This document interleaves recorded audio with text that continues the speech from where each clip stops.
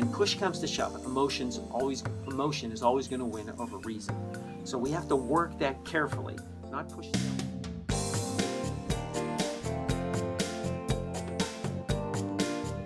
Hey everybody, Dr. Dan here, and I guide students to be smart about higher education and live a life that matters.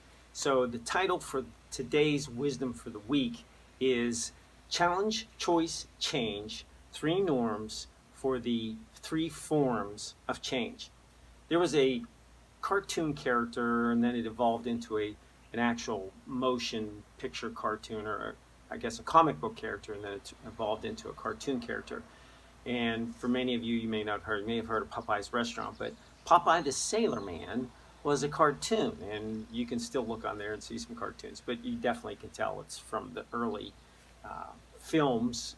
And so it was Popeye, this weird-looking guy that had these huge forearms. But basically, the story would go, Popeye had his girlfriend, Olive Oyl, and she eventually became his wife, but they would be doing life, and then the bully comes into the story. So Brutus, this big, he was heavy guy, he would come in, have his way with Olive Oyl, in a harmless way, but sort of rough her up and mistreat her. Popeye'd come in, but he'd get all frustrated, and Brutus would take advantage of him. And then Popeye would come up with this statement: "I've taken all I can stand, and I can't stands no more." And so then it'd pop this can of spinach, go like this, and he'd get all this strength, beat up Brutus, get the bully out of the picture, and life would go happily ever after. So what point are you getting to? When do you get to that point where you go, I've taken all I can stand, and I can't stands no more? That's going to be, we'll get to that later, but we're going to start out with the 3, how does change happen in our lives? So the first way that change happens is not fun. It's a tragedy. There's something that occurs, a death in the family, something happens where we get an injury, and it just is a tragedy. We didn't see it coming. It smacks us upside the head, and we are just bewildered. My best friend is going to have to get maybe triple, maybe quadruple bypass surgery. Just didn't see that coming at all. He's healthy. Another buddy, he had a stroke, and he's just gradually working his way back to being able to walk and talk and do those kind of things. If a company closes and somebody loses their job, they may not have seen that happening. So I had another friend, his wife battled with cancer, and this went on for years, and she eventually passed away. And then he was trying to move on, and relatively soon after she passed, he found a lady that was very interesting to him, and so, but he kind of felt guilty about that, and so he went to his wife that had passed away. He went to her best friend, and asked her and said, I feel kind of bad about this. I'd like to kind of move on. But she says, "Oh no, I talked to your wife," and she said, my little bug, she said, "You need to be with someone else. You will not do well alone." So that kind of the approval of his wife helped him move on. So he made a choice to move on. So these tragedies, there is a choice. The tragedy in and of itself is not a choice, but afterwards there is a choice. So change is inevitable and growth is optional. And my friend chose to grow. Yes, will he always have a part in his heart for his wife that passed away? Yes. But does he have to stop his life now and not live the fullness of his life and not focus on his kids and his grandkids? No, he can move on with that.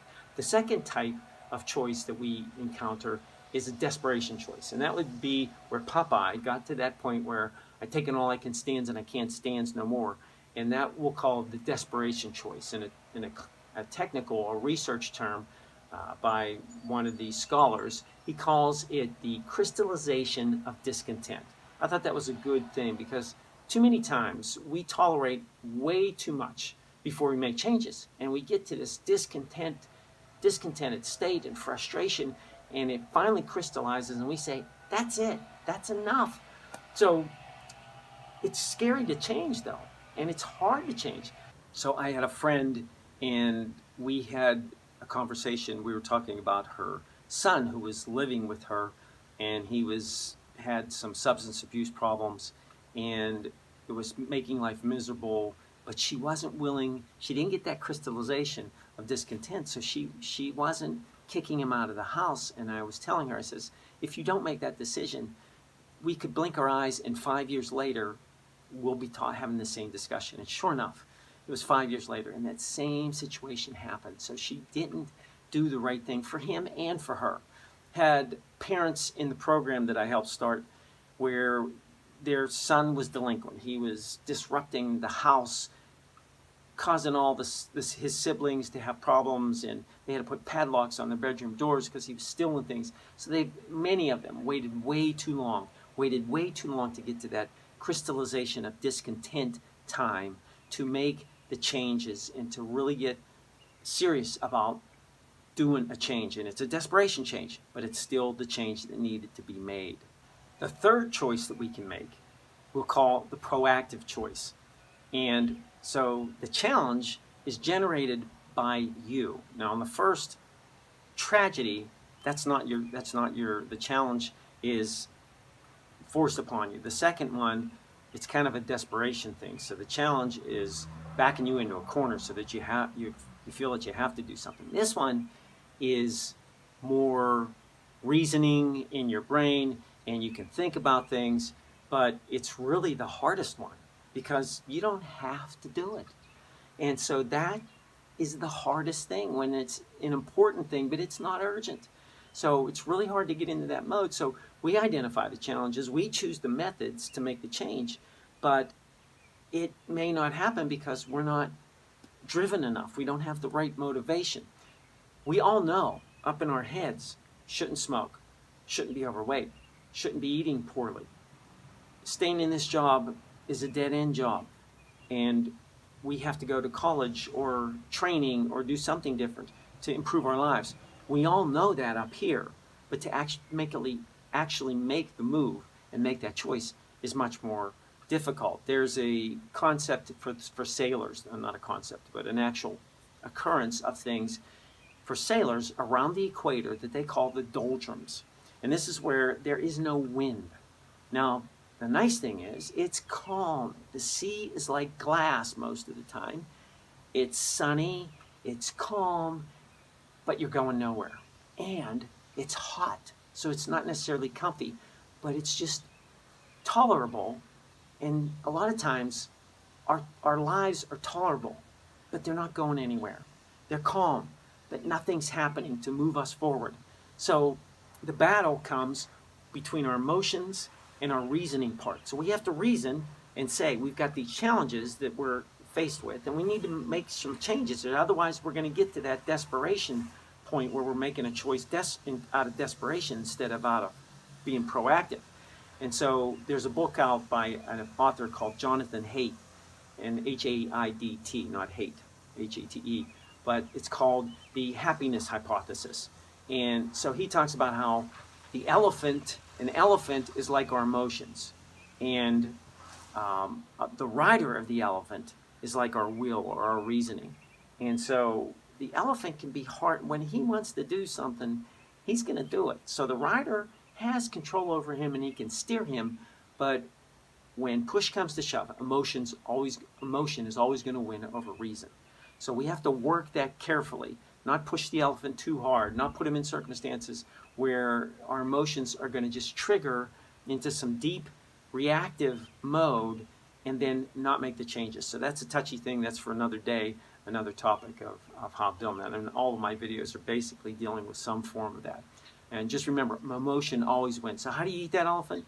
One bite at a time. How do you make those changes? One step at a time, gradually. So the summary is, some of the choices that change that comes into our life, we don't have any choice. It's a tragedy. We've got to change, and we can change for the worse. We can change for the better. The other ones, we have a desperation choice where we just put off doing what we know we should be doing so long that it's out of desperation. It's a crystallization of discontent, and we make that choice. That's not the ideal one either. A proactive choice is the one we want to do. That's the one we want to move towards, and so that we can make that positive growth in our lives, and not look back at regrets and say we didn't try something, we didn't take a risk, we didn't stretch ourselves. Those are the kind of things that positive proactive choice leads to, that the challenge that we make leads to a choice of getting better, and then we have a positive change in our lives.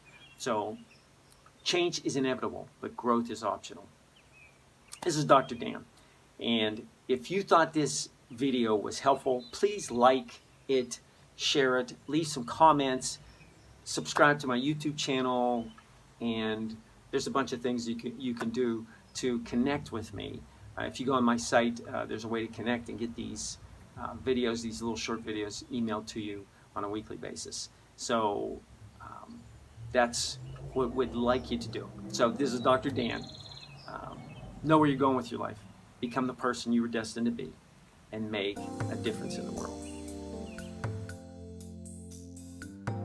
Bad attitudes have trouble coexisting with whistling, humming, singing, dancing. It's really hard for a bad attitude to coexist with that.